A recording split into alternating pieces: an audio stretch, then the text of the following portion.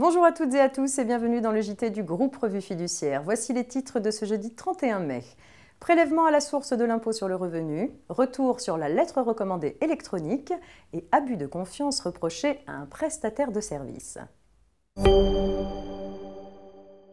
On ouvre ce JT avec un petit point sur le prélèvement à la source de l'impôt sur le revenu. Plusieurs instructions administratives viennent d'être publiées dans la perspective de l'entrée en vigueur du prélèvement à la source ou PAS le 1er janvier prochain. Elles viennent compléter celles déjà publiées en janvier concernant la mise en œuvre du PAS par les entreprises ou organismes collecteurs.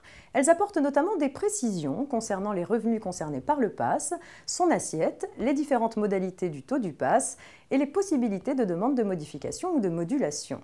Des commentaires sont en revanche encore attendus concernant l'année de transition. Retour à présent sur la lettre recommandée électronique. L'employeur peut déjà adresser certains courriers à ses salariés en courrier recommandé électronique. À compter du 1er janvier 2019, le décret qui précisait les conditions d'application permettant de garantir l'équivalence de l'envoi d'une lettre recommandée électronique avec l'envoi d'une lettre recommandée papier sera abrogé et remplacé par un décret qui est paru au journal officiel du 12 mai dernier. Notons que l'employeur, en tant qu'expéditeur, n'aura plus à obtenir l'accord préalable du salarié à la réception de ce type de lettre.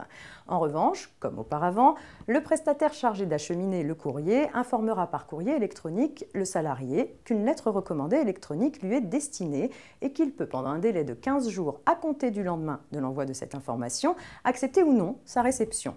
S'il accepte, le prestataire procède à la transmission de la lettre électronique. S'il refuse ou ne réclame pas le courrier, le prestataire remet à l'employeur une preuve de ce refus. Par ailleurs, l'employeur n'aura plus besoin de choisir l'option avec avis de réception pour recevoir les informations suivantes: la date et l'heure à laquelle le salarié a accepté ou refusé de recevoir la lettre recommandée électronique ou l'absence de prise de connaissance de celle-ci. En toutes circonstances, l'employeur recevra du destinataire la date et l'heure de l'envoi électronique et, le cas échéant, la date et l'heure du refus de réception. Enfin, l'employeur et le salarié n'auront plus la possibilité de demander la distribution de la lettre recommandée électronique imprimée sur papier. Et on termine avec une petite histoire d'abus de confiance reproché à un prestataire de service. Pour l'organisation de son mariage, un client s'adresse à un professionnel et lui verse plusieurs acomptes. Malheureusement, le professionnel qui s'est fait radier du registre du commerce depuis plusieurs mois ne va rien organiser du tout. Le client ayant porté plainte, les juges retiennent l'abus de confiance et prononcent une peine d'emprisonnement de 1 an, dont 6 mois fermes. Rebondissement devant la Cour de cassation, il n'y a jamais d'abus de confiance lorsqu'un prestataire reçoit de l'argent d'un client, et cela même si le prestataire sait qu'il n'exécutera pas le contrat. À bon entendeur. C'est la fin de cette édition. Très bonne journée à tous et on se retrouve demain pour un dernier point d'actualité juridique avant le week-end.